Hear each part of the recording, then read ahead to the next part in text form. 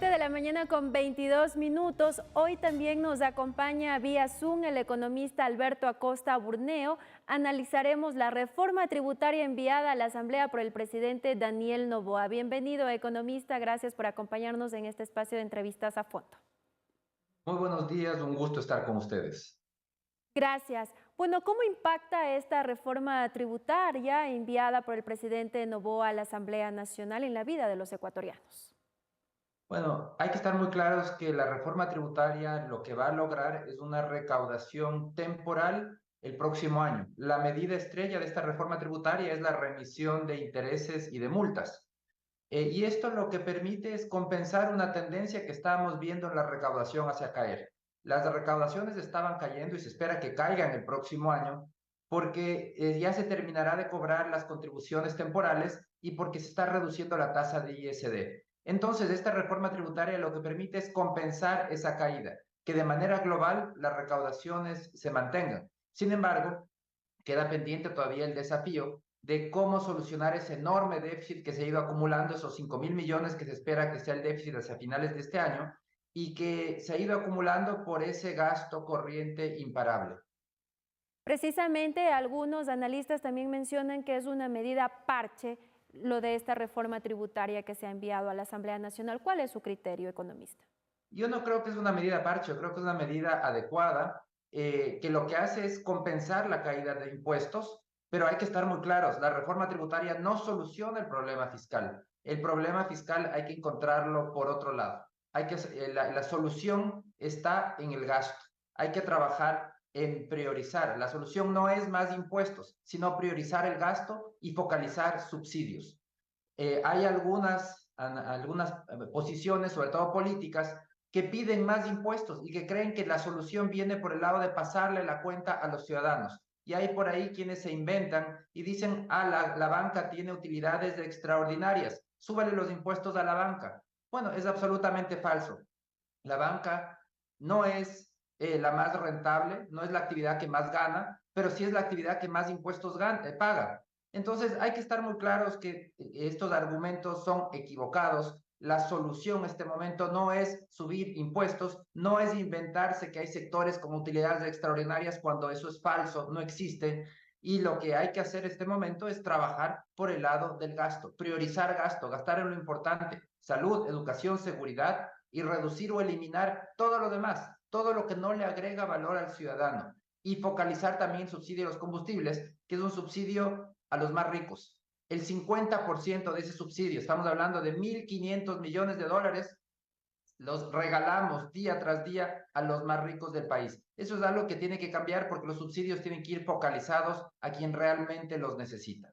Economista, también hay otros analistas que ellos plantean bajar la tasa de intereses en el sistema financiero, que eso podría también ayudar. Mire, es absolutamente equivocado, porque bajar la tasa de interés es lo mismo que bajar el precio de las papas o bajemos el precio del arroz. ¿Eso va a hacer que todo el mundo tenga arroz barato? No, lo que va a hacer es que haya escasez de arroz porque no aumenta la cantidad de arroz o no aumenta la cantidad de papas, tampoco aumenta la cantidad de ahorro disponible. Entonces hay que profundizar un poco en ese tipo de análisis y hay que entender que para lograr tasas de interés más bajas, tenemos que tener una mayor cantidad de ahorro disponible para prestar. Caso contrario, lo que hacemos es exclusión financiera, que la mayoría de personas no tengan acceso al crédito, seguir expulsando a más personas que necesitan de un crédito, expulsarles del sistema financiero. Entonces, los controles de precios, fijar precios por decreto, no aumentan la cantidad de dinero que se puede prestar, igual que el control al precio de la papa o del arroz, cuando si fijamos un precio a la mitad, no aumenta la cantidad de arroz, más bien todo lo contrario, hace que los productores quieran sembrar menos arroz y eventualmente una escasez muy grande. Lo mismo sucede con el ahorro. Fijar una tasa por debajo de su valor de mercado, lo único que hace es desincentivar el ahorro, que la gente diga, ya no voy a ahorrar, que haya menos ahorro para prestar y al final del día que haya menos crédito para quien más lo necesita. Economista, hay varios puntos que se plantean en esta reforma tributaria del presidente Noboa. ¿Qué es lo que podemos nosotros destacar? Yo creo que hay temas muy importantes en esta reforma, como es el crear las zonas francas. que es un mecanismo, un territorio con un tratamiento tributario y arancelario especial. El objetivo es crear competitividad, que la producción ecuatoriana pueda competir en el mundo. Y eso requiere crear estos espacios que tengan menor carga impositiva y menores aranceles. El objetivo de la zona franca es generar empleo, generar actividad económica.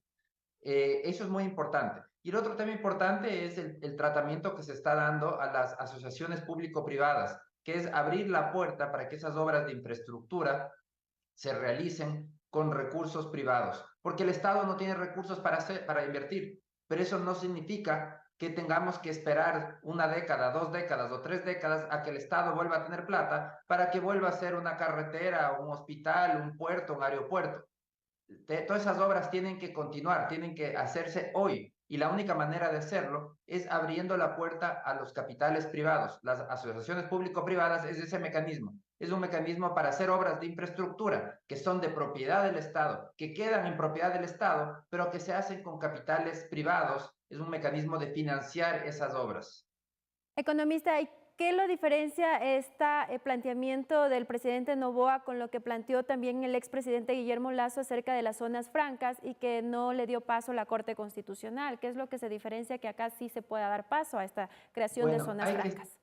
yo creo que hay que estar claros que la Corte Constitucional nunca negó el proyecto en sí. No hubo un rechazo en el fondo, es decir, era un proyecto inconstitucional. No, eso no dijo. La Corte lo que dijo es que no es urgente tratarlo y que podía esperar el gobierno a cuando se posesione la Asamblea para poder tratar el tema.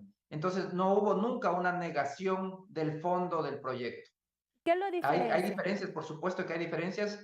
Los beneficios tributarios en este proyecto de Novoa son menos extensos que los que planteaba Guillermo Lasso en su momento. Esa es una de las principales diferencias.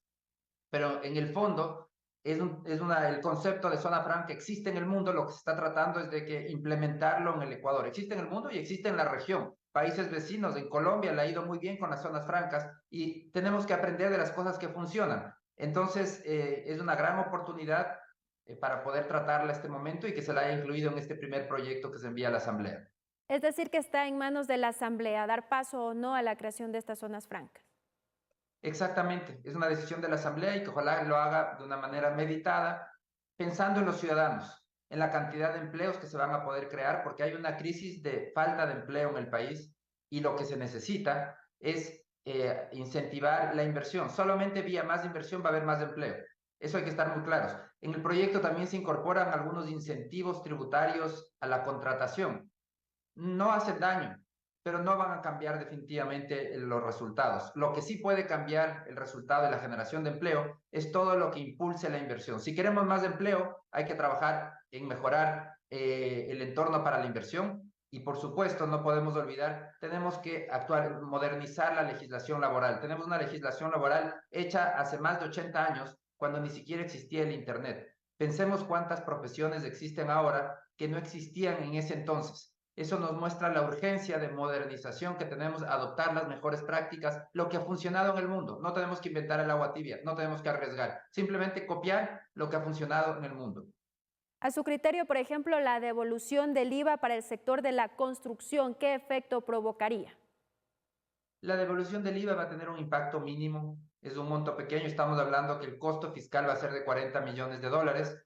Además que en esa materia de construcción hay otros correctivos que tiene que hacer el gobierno, porque por error o no, ya no es exento del pago de impuesto a la renta la venta de una vivienda. Es decir, el que ahorró el ahorro de su vida en una vivienda, cuando la quiera vender tendrá que pagar impuesto a la renta, algo que estaba exento, que está exento todavía en la legislación actual. Entonces, va a tener que corregir. Por caso contrario, por un lado dice te devuelvo el IVA y por otro lado digo te quito todo ese dinero y más a través del impuesto a la renta cuando vendas tu vivienda. Entonces, yo creo que ahí tiene que haber correctivos, pero de manera general, un incentivo de ese tipo es un incentivo pequeño que no va a cambiar el entorno para poder hacer que despegue el sector de la construcción inmobiliaria. Es necesario que despegue el empleo, la generación de empleo, porque una persona que no tiene empleo o que tiene un empleo incierto no puede endeudarse a 20 o 30 años. También hay que trabajar por el lado del financiamiento. liberar el flujo de capitales para que haya más ahorro en el país y haya más crédito para poder prestar. Esos son los temas de fondo que realmente pueden cambiar la aguja en materia inmobiliaria. Un incentivo, como digo, no hace daño, como el que están planteando, tampoco va a provocar transformaciones radicales. Es decir, que con la inversión se podría generar más plazas de empleo que con estos incentivos que se están haciendo por estas nuevas modalidades de relaciones de dependencia al sector privado, por la contratación de jóvenes, en este caso, para fomentar el empleo joven a quienes recién están saliendo de las universidades y están buscando una oportunidad laboral también. Definitivamente lo que se necesita es mejorar el entorno para la inversión. Y eso significa mejorar la seguridad jurídica, mejorar la seguridad física, eliminar trámites. No podemos olvidar que hay cientos de inversiones detenidas en los trámites. En el Ministerio del Ambiente hay 14.000 trámites represados. Esas son iniciativas de inversión que no se les da paso. Entonces hay que simplificar la tramitología de manera muy agresiva para que la inversión pueda despegar. Y tenemos que seguir modernizando nuestra legislación. La legislación laboral es uno de esos ejemplos. Queremos que haya más empleo, pero tenemos una ley de la época de las cavernas. Entonces, esos son los temas que tienen que ser cambiados. Tenemos que adoptar las mejores prácticas. Y eso es la única manera de impulsar la inversión y la inversión es la única manera de generar empleo.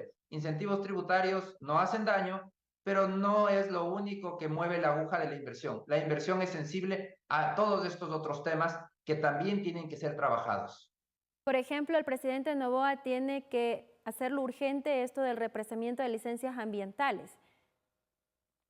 Es fundamental. Las licencias ambientales tienen que destrabarse. 14.000 trámites ambientales represados. Y los megaproyectos de inversión. Hay 200 megaproyectos. Estamos hablando de grandes obras turísticas, de infraestructura, de generación eléctrica, petróleo, minería. Es decir, las grandes mega inversiones del país. 200.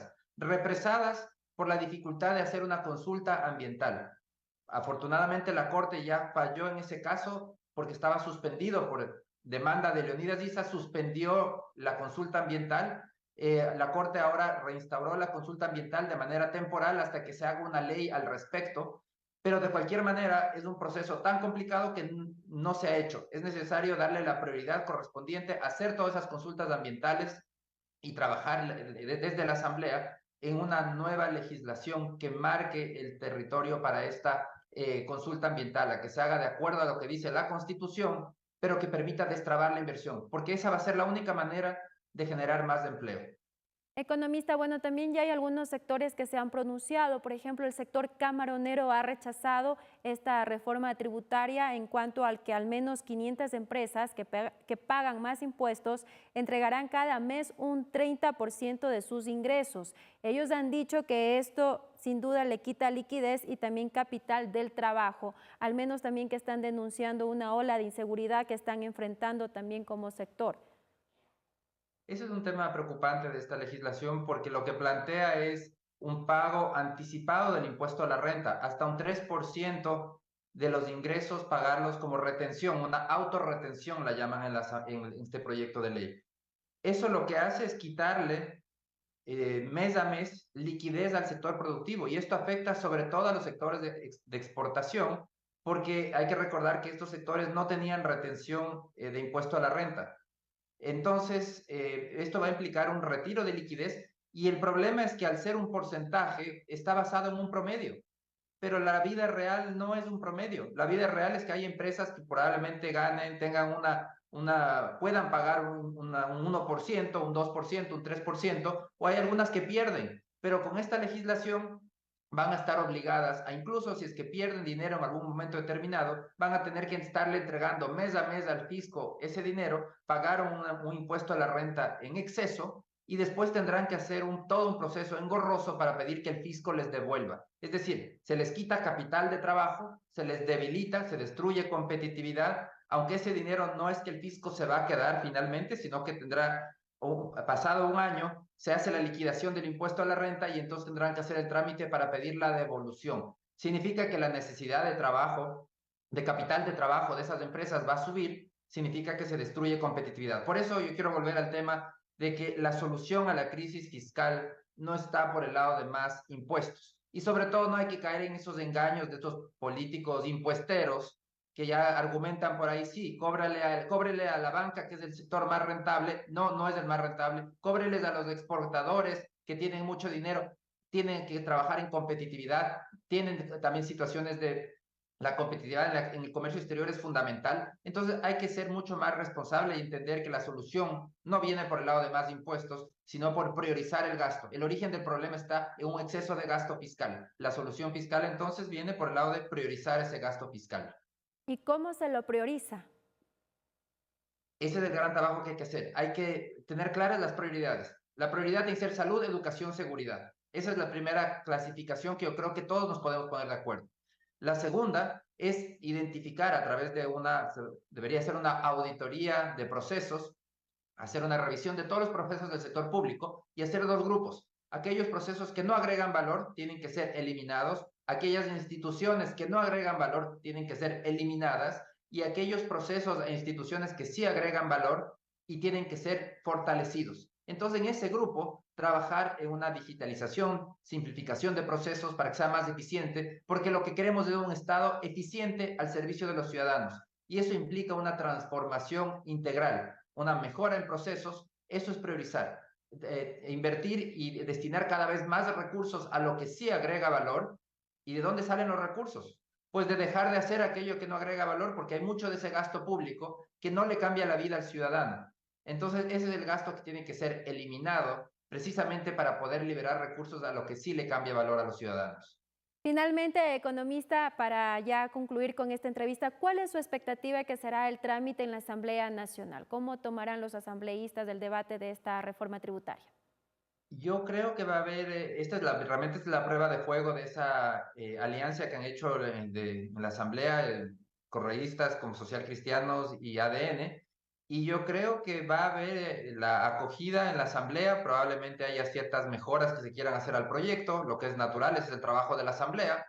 Espero que se corrija, por ejemplo, el problema, este tratamiento inconveniente al tema inmobiliario, que se piense mejor el tema de la autorretención, porque va a destruir competitividad, pero que se mantengan los temas importantes y positivos que sí existen en este proyecto. Y yo creo que sí va a haber una acogida, esperemos que así sea, pero esta va a ser la prueba de fuego a la fortaleza que va a tener esta alianza política, y de esto dependerá también el resto de proyectos que pueda seguir enviando el gobierno a la Asamblea. Podríamos decir que lo positivo es estas alianzas público-privadas, zonas francas y también la amnistía tributaria. ¿Nos quedamos con eso positivo? Exactamente, y los incentivos tributarios que, como digo, no son suficientes para generar el empleo que queremos, pero tampoco hacen daño. Algo van a ayudar. Lo único del llamado de atención es recordar que hay que hacer mucho más, que eso no es suficiente, hay que trabajar también en las otras áreas. Yo creo que es lo positivo y recordando qué es lo negativo en este proyecto, yo veo principalmente dos cosas: la autorretención y el tratamiento que se está dando al impuesto a la renta que se quiere cobrar sobre la venta de viviendas ocasionales. Cuando una persona que ha ahorrado toda su vida y eventualmente quiere vender su vivienda, se la quiere ahora cobrar un impuesto a la renta. Yo creo que son esos dos temas que tienen que ser corregidos en este proyecto. Muy amable, muchísimas gracias por este diálogo informativo. Que tenga un excelente inicio de semana. Muchísimas gracias, siempre es un gusto. Son las 7 de la mañana con 40 minutos. Estuvimos dialogando con el economista Alberto Acosta Burneo acerca de la reforma tributaria enviada por el presidente Daniel Noboa. ¿Cómo impacta en la vida de los ecuatorianos? Son las 7 de la mañana con 41 minutos. Nos vamos a una pausa comercial. Enseguida regresamos con más.